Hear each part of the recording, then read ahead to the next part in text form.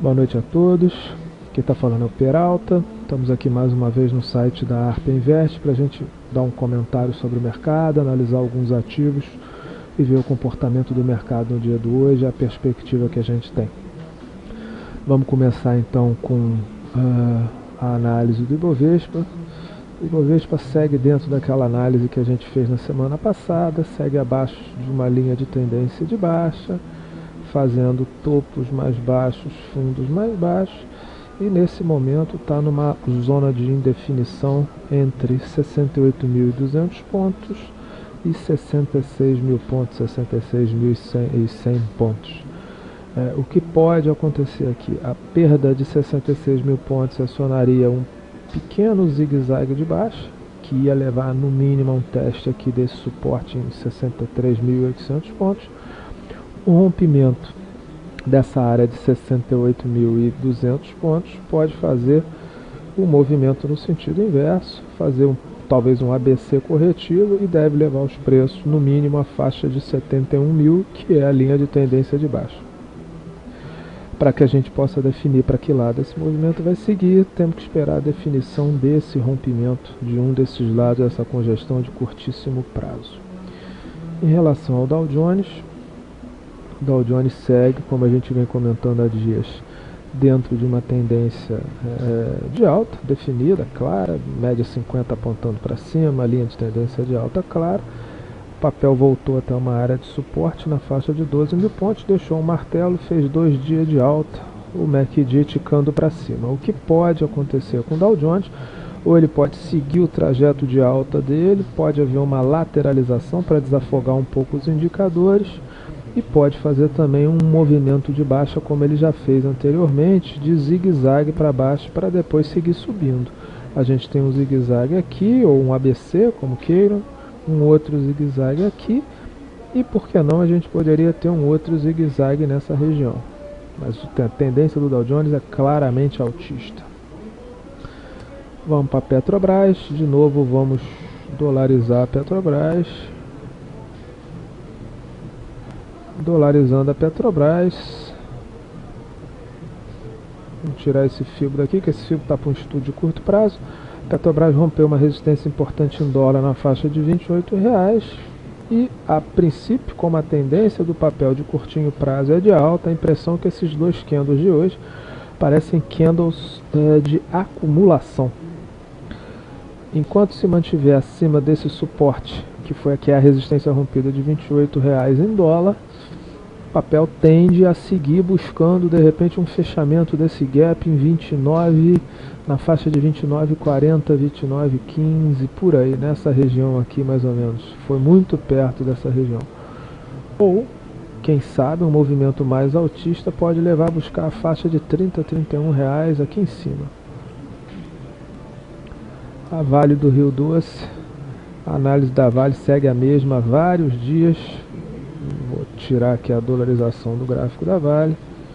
O papel segue dentro de uma lateralização entre 50,64, 48 e 12. Para onde romper, tende a ter um movimento mais forte. Dentro desse spread, trades mais agressivos devem comprar na faixa de 48 e 12, 48 reais, dentro dessa faixa de preços. No meio dessa congestão, que é onde ele se encontra agora, 49,60, eu não vejo nada para quem está de fora fazer.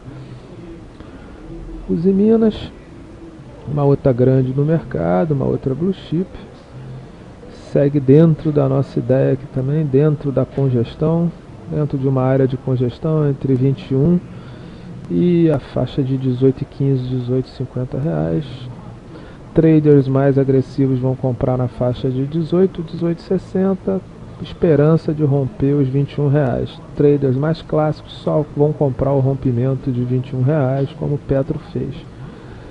CSN-A3, como já dito, também dentro de uma estupenda congestão que já dura talvez praticamente um ano ou quase isso, da faixa de 25 e 26 até a faixa de 30 reais. Quem está operando essa congestão, a princípio começou a comprar o papel agora. Um stop pode ficar abaixo de 26,40, que está bem perto do preço de fechamento de hoje, e um outro stop em 25,62. Papéis que seguem interessantes, que a gente destacou essa semana. Hipermarcas é um papel que eu acho bem interessante, como eu já falei. O papel segue uma tendência de baixa, porém houve o rompimento aqui de uma linha de tendência de baixa, formação de um fundo duplo que sugere no mínimo um teste de 19,75. Caso rompa 19,75, o papel deve buscar essa resistência na faixa de 20,90 a 20,60, onde para quem está operando simplesmente o repique, né, teoricamente um repique, não a onda 2, que é o ideal da gente comprar. A gente sempre tenta comprar a retração, a onda 2, após uma onda 1 de pivô de alta. Aí sim a gente vai fazer posição de prazo maior. Enquanto não há onda 2, eu particularmente não faço posição de prazo maior. Essas posições para mim são posições de giro. Um papel que pode estar montando, então, já que nós falamos numa onda 2, pode estar montando uma onda 2, Redcar, né? O papel rompeu aqui a média 50, rompeu a linha de tendência de baixa, rompeu o topo anterior.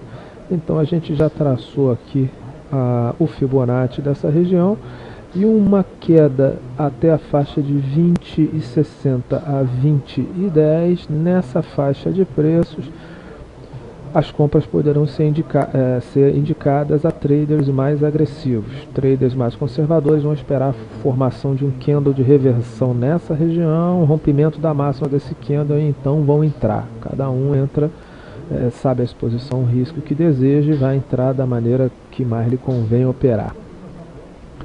BVMF, a gente tinha olhado essa semana, segue mais ou menos dentro da nossa visão.